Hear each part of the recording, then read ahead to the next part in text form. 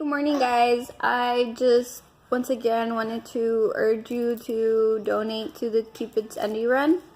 The run is tomorrow. I'm halfway through my goal. I set a goal of $1,123 in honor of my dad's birthday, which is November the 23rd. My dad, he was diagnosed with neurofibromatosis type 2 at the age of 18. He became legally deaf at the age of 21. I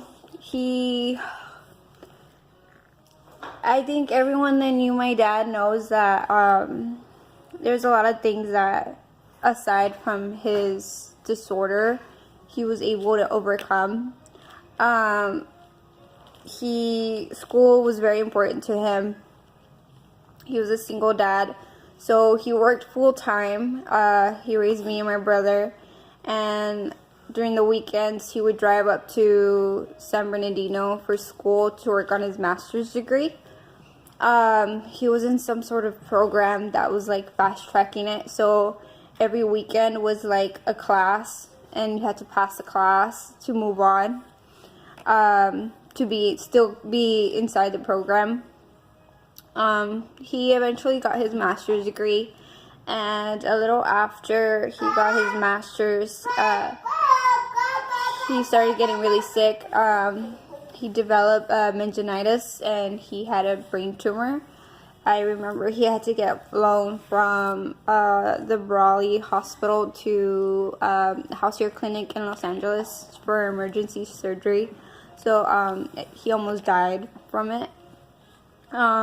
He had a total of 14 surgeries in his life, and that's just for tumor removals. That's not counting other things that he had to get done, like side effects from the NF. He was also the 6th person in the world to get an ABI implant, which is an auditory brainstem implant. That was also one of the reasons why he got the infection. Get down from there. It was also one of the reasons why he got the infection when he had the brain tumor. So they had that removed when they did that surgery. In 2012, he had the auditory brainstem implant done again. It worked. When you have that type of implant, you don't necessarily hear as everyone else. You just hear kind of like sounds. So in 2012, I was 21. That was the first time my dad heard me say dad. After 21 years, it was the first time he ever heard me say dad. And his whole reason for getting that implant was he wanted to try it out before they ever offered it to me to see if it would work, because he was scared that what happened to him would happen to me. He always kind of did that. Same thing with the eye muscle surgery. He got it done first before I went through it, just to see, if it worked, if it was okay, before he put me at risk.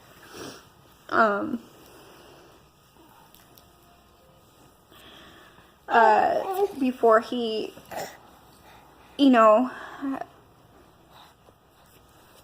before he passed away, he had finally met someone. He was gonna get married. He was very, very, very happy. My brother just graduated from high school, and I was attending the university here in Arizona. He was really, really proud.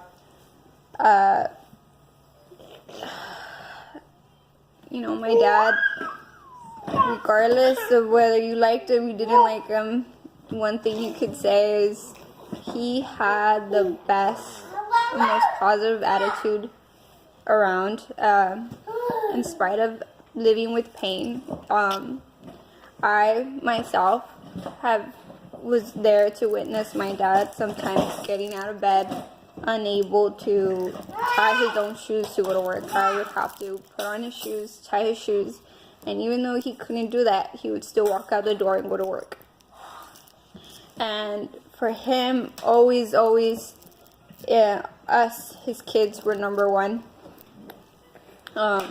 He did what he could to not only raise us, but give us the best example. He lived life with a positive outlook, always a sense of humor. There was never a time you would not see a smile on my dad's face, even when he was in pain. Even when he was just out of surgery, making jokes. That's just who he was. If anything from his death pisses me off, it's he lived a hard life, and he always pushed himself. And even before he passed away, he was already thinking of going back to school and working on his PhD. The way he died is just, if you're seeing this and you don't know my dad, he was killed by a drunk driver a week before his 47th birthday. He was on his way to see his fiance. So it's just, I know it has really nothing to do with what I'm talking about, but if you're drinking, don't drive. Think about your family, your own family, and think about other people on the road. My dad, he inspired everyone that knew him, everyone that knew his story. He was an inspiration in the community. And I guarantee you that if he were here now, he would be doing this run with us.